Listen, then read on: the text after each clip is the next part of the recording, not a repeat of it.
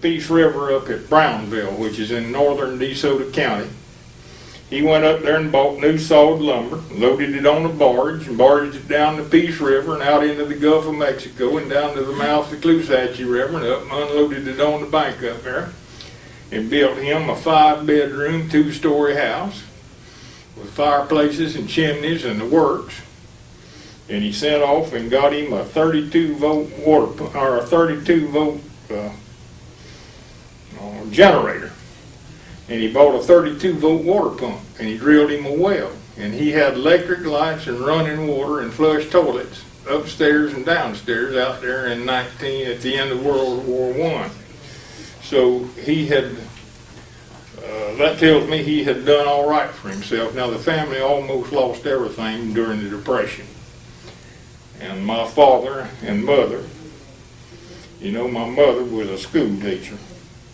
And school teachers made pretty good money when men were working for $1 a day on WPA. Anyhow, they hadn't borrowed the money. My grandfather and his brother had the place in debt when my father took it over in the 20s. And anyhow, my mother and my father, they put their resources together and they managed to save the farm. And my mother told me one time, she said, we divided up the debt, and she said, I paid part of it and he paid part of it. And she said, when I got through paying what I was obligated to pay, she said, I had $9 a month left to contribute to the rest of the family living expenses. Our grandparents lived with them, and they were, you know, there wasn't any welfare or food stamps or rent supplements or Social Security or anything. So we've seen the good times and the bad times, and we're thankful. We think it was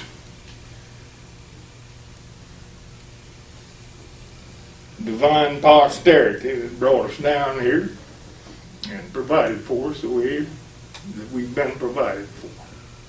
And it gives me great pleasure to recount it to you. If there's any questions, I'd be glad to try to answer. When I was a young teacher, I was teaching at J. Colon English, and I thought it was terrible that they didn't have a picture of Colon English. I went to Florida State with his son, so I whipped off a letter up there to Tallahassee asking him, would he send a picture so that we'd have a picture of what Colon English looked like? And he said, well, sure. He shot one back. So that's how Colon English Elementary got his picture hanging up there. And he is a fine-looking fellow.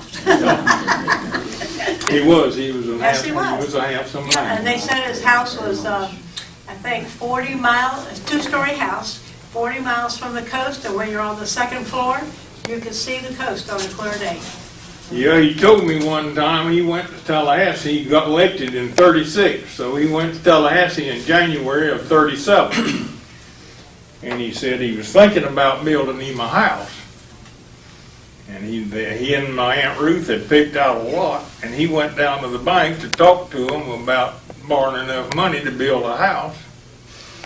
And he said somehow or other the banker brought up, they had 1,200 acres right outside of town. 12 or 11, anyhow. South of town. It was 11 or 1,200 acres. And they had just foreclosed on it, and the rules were such then they couldn't keep land. The banks, if they got land, they had to sell it. So they were wanting to sell it. And it had a mortgage on it for $12.50 an acre, which $25,000 mortgage on it. And the interest rate was 4%. And he said that was $1,000 a year interest. And he said a cabinet officer made $9,000. So he said it was something I could do, so he said I did it.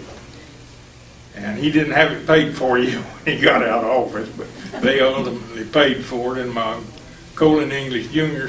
still lives on it, and one of his daughters live on it. and they operated as It was a everybody cow told me that. pasture Beautiful place. and timber land.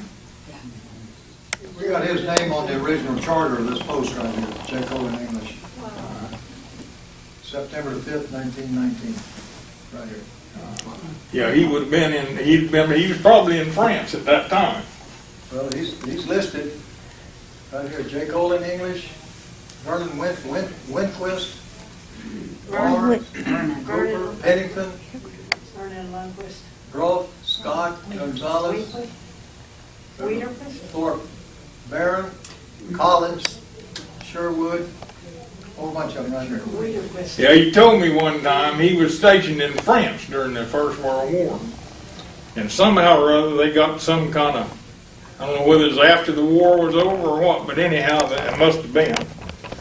They got a leave and could go to London. And he said he went to London, and he went to a hotel and got him a room, and they asked him if he wanted a room with a bath. And he said, yeah, he wanted a room with a bath. He said it turned out in the hotel, they only had one room with a bath on every floor.